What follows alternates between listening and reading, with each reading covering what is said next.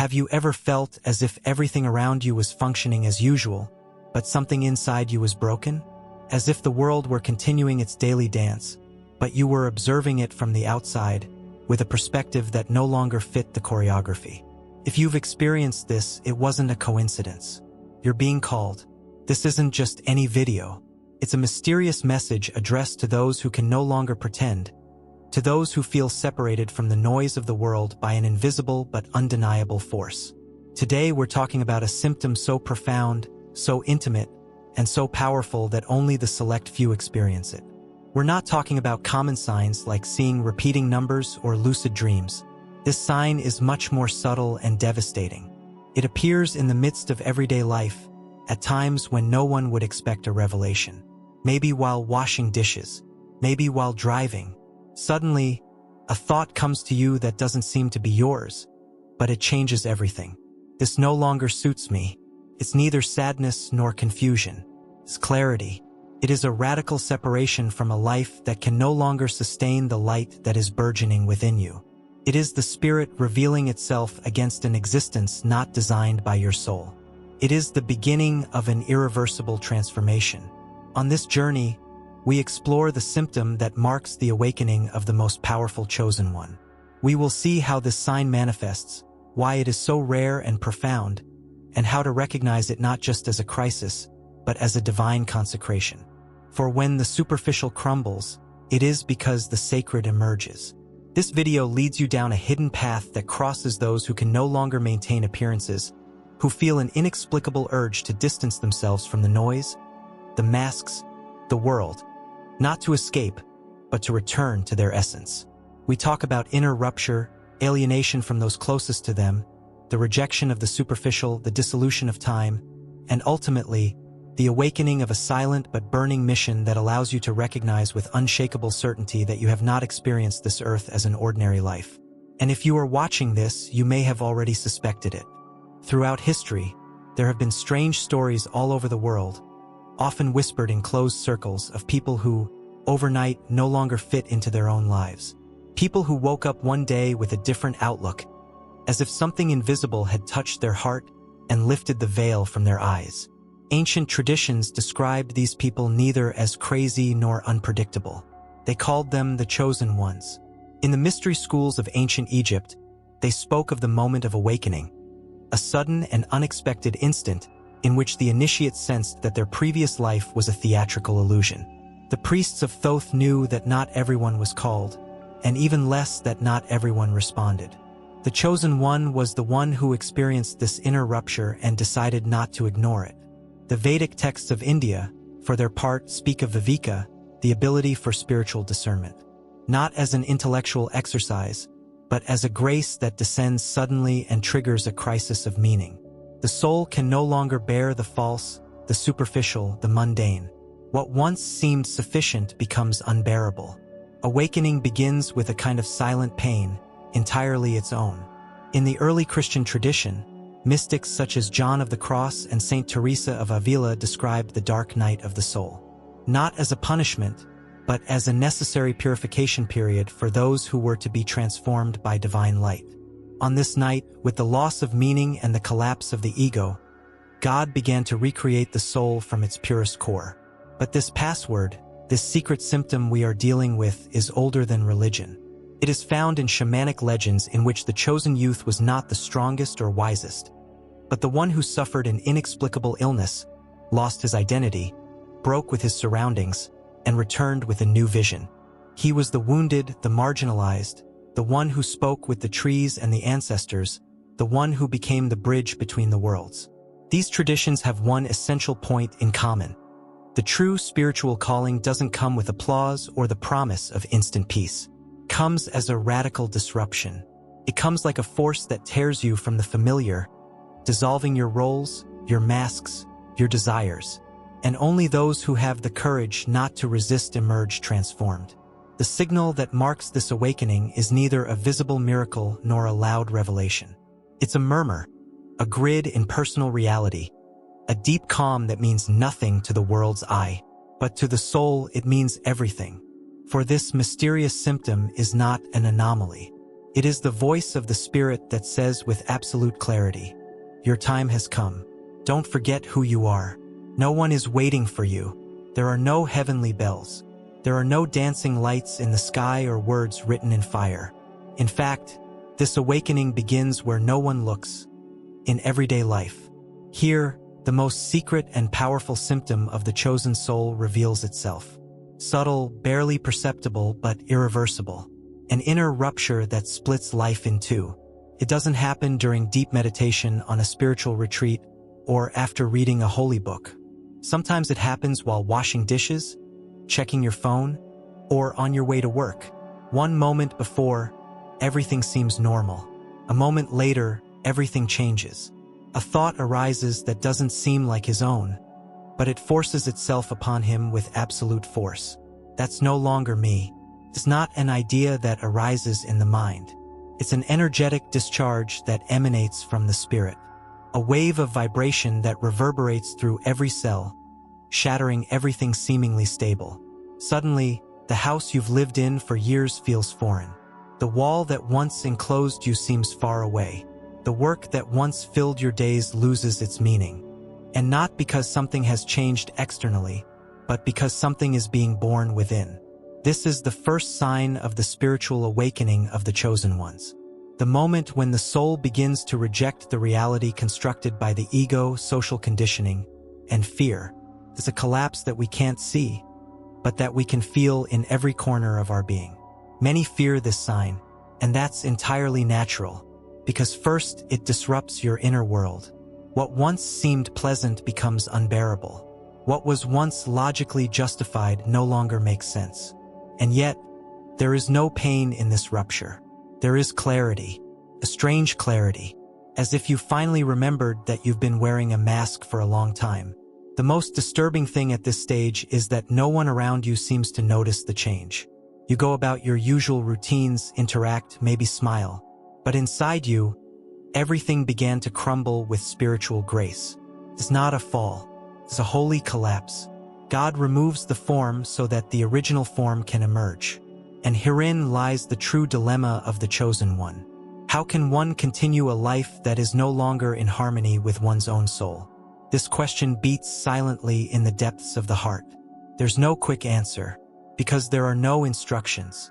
No one tells you what to do. You simply know you can no longer pretend.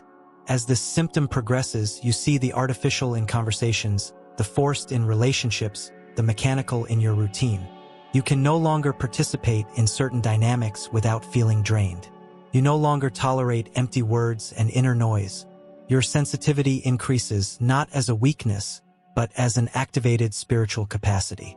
This is the beginning of true transformation. Consciousness expands from within and collides with the outer structure.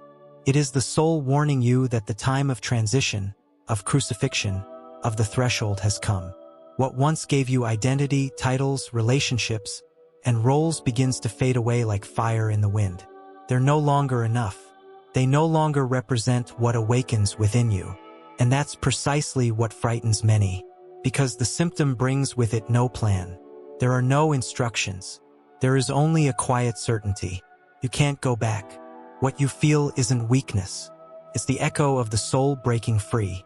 And that's just the first sign. Because when this rupture sets in, an even deeper depth follows. Sacred loneliness. The spontaneous withdrawal. The dissolution of the masks. But to understand it, we must advance to the next level of awakening. Once the inner rupture has begun, there's no turning back. Not because someone is stopping you, but because your soul has tasted a part of the truth and will never settle for the artificial. And then the symptom intensifies, becoming more acute and deeper. And what seemed like a simple inconvenience with his surroundings transforms into a process of complete dismantling. A silence, a saint. The next level of spiritual awakening is neither luminous nor public nor filled with gratitude. It is solitude, but not just any solitude. Not the kind that arises from rejection or abandonment. This is a consecrated solitude, a spiritual separation that acts like an invisible temple into which God draws you back to work with you behind closed doors. During this phase, you discover something disturbing. People you love begin to feel distant. Conversations that once brought joy now become awkward, incoherent, almost empty. There's no guilt. There's no resentment. Just the crystal clear realization that they no longer resonate with you. It's as if you've begun speaking a new language of the soul, while others still speak the language of the world. And it hurts. It hurts because these aren't enemies, but bonds that once held you back. But vibrations don't lie. The mind begins to discriminate with brutal clarity. You can no longer remain where your energy is restricted, nor can you pretend everything is fine when you know something essential is no longer right. This is one of the worst and most powerful symptoms. A misalignment with what was once your emotional home. But this misalignment is not a punishment. It's a sign of expansion. Your frequency has increased, and everything that doesn't grow with you begins to disappear. Not because you reject it, but because life itself is rearranging your environment to support your new vibration. It is sacred separation, divine purification, and then something even more profound happens. The character begins to deteriorate. Yes, the character. That version of you that adapted to survive, to please, to belong. The voice that adapted to the environment. The smile that was born of commitment. The disguise you've worn for so long without even realizing it. Little by little, this role becomes unbearable. You can't wear it anymore. You can't keep it up without getting sick. Your soul craves authenticity, and that doesn't mean perfection. It means being present without masks. Suddenly, you can't force social conversations. You can't laugh at things you don't find funny. You can't stay where your spirit has died. The person who once protected you now limits you. The disguise that once served you now suffocates you. And there comes a day when you simply can't pretend anymore. You can no longer meet expectations. And that moment, however painful it may be, is also your liberation. This symptom is sacred. It is the unequivocal sign that God is removing all falsehood from your soul. Not as a punishment, but because what is coming to you requires absolute truth. There is no sublime mission without a revealed identity. And in the midst of this process, something else begins to dissolve. The rigid concept of time. The days no longer have the same linearity. Hours feel eternal, and weeks fly by. You lose the need to control everything. You begin to flow with the rhythm of your mind, and you can no longer live according to the plans of others. And then something else appears, a new symptom, something unmistakable, the urgency of silence. Not empty silence, but holy silence. The silence in which the soul finds itself and its God. Not because the world is bad, but because the noise can no longer compete with the voice of the spirit burning within you. And in this silence, the mission finally reveals itself. Walking through a sleeping world with a conscious mind is an act of bravery. It's not a spiritual fad. It's a daily commitment to the invisible. For when you recognize the symptoms of this awakening, the inner rupture, the sacred solitude, the fallen character, the oppressive silence, you discover that the difficult thing is not awakening, but staying awake. It's not about building an external altar, but about transforming your life into a living sanctuary. Therefore, the following advice is not a quick fix, but rather a profound practice to sustain what heaven has begun within you. 1. Respect your need for silence. Don't underestimate the power of silence. This world was created to distract and overwhelm, but you are called to do the opposite, to return to the center. Create sacred spaces for yourself, even if they're small. Turn off your phone for a while each day. Take a walk without music or headphones, just with your breath. In this silence, the divine whispers to you. Guidance doesn't come from outside. It comes from the spirit that dwells deep within you. And that whisper can only be heard when the noise subsides. 2. Stop trying to fit in. This is one of the biggest challenges. Stop asking for permission to be who you are now. Because your soul has changed, your vibration has increased, and not everyone will understand that. Accept that. It's not about imposing yourself or judging others, but about honoring your transformation without excuses. If someone leaves, let them go. If a place no longer suits you, take a step back. The call you hear is not collective. It is personal, intimate, and sacred. And your loyalty is not to your past. It's all about your essence. 3. Unleash the desire for recognition. One of the symptoms of deep awakening is the disappearance of the desire for competition. The ego wants applause. The soul wants meaning. When you realize you're no longer interested in proving your worth, celebrate. This isn't apathy. It's spiritual maturity. You can still shine, advance, and be creative. But no longer for approval, but for agreement. Begin your actions with the question, does my action feed my truth or just my vanity? This simple guide will help you stay centered. 4. Let go of the old. Don't try to cling to what heaven has already released. When a door closes after a spiritual awakening, it's because it can no longer accommodate your new vibration, relationships, habits, and thoughts. When something breaks, don't try to fix it with logic. Observe, be grateful, and let go. God doesn't mess things up without a reason. Every bond broken, every routine interrupted, opens space for something new. 5. Anchor your awakening in concrete actions. Don't let this transformation remain just fine words. Transform your inner self into small but powerful actions. Change the way you speak, pray, make decisions, and breathe. Make every gesture an echo of your awakened soul. Because ultimately, awakening isn't measured by what you feel, but by how you live with what you feel. There are paths you can abandon, decisions you can reverse, dreams you can extinguish. But true spiritual awakening, born of the soul and not from a superficial desire to be different, is irreversible. Once you feel the inner shock, the silent break with your old life, nothing will feel the same again. What was once comfortable now feels oppressive. What was once normal now weighs heavily. Not because the world changed, but because you did. Because the truth touched you, and that burning caress marked a before and an after. This video was no longer just another message. It was a mirror, a memory, a threshold. I showed you the symptom experienced only by the most powerful.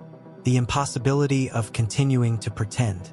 Not from a lack of strength, but from an excess of authenticity. Because the light that was ignited within you no longer fits a mold designed by fear. We resort to invisible signs. The separation from our former life, the spiritual separation from loved ones, the collapse of the person we invented to be accepted, the passing of time, the silence that makes us feel at home, and the disappearance of the desire to compete or show off. These are not symptoms of confusion. They are signs of the Creator shaping your being beyond the surface. They are the cracks through which light penetrates, the forge where meaning is forged. And when every word resonates within you, you know that what you're experiencing is neither madness nor weakness. It's a sacred transformation. And yes, this process can be painful. Awakening is not an artificial Eden. It is real, and reality demands appreciation. It requires trust when there's no map, perseverance when there's no validation, and steadfastness when the world expects you to remain what you are no longer. But there's something you mustn't forget. God doesn't awaken anyone to return them to their dream. If this truth has reached you, it's because your soul was chosen before the beginning of time. Not to live a perfect life, but to live a true life. For when you live truly, you are free, even if you are not understood. Now the choice is yours. Will you close your eyes to conform, or follow the calling that burns within you? If this message has ignited something within you, don't let it die. Explain it in the comments. I feel this awakening in my soul. Dale, please let me see in faith what has been activated within you. Join if you haven't already, because this community is the circle of those who are awakening and sustaining themselves. Share this video with someone who feels the same way, even if they can't explain it. Because when two awakened souls recognize each other, the path becomes clearer. And remember, you are not lost. You will come back. You will not fall apart. You are being recreated. You are not alone. You are being guided. This is not the end. This is just the beginning.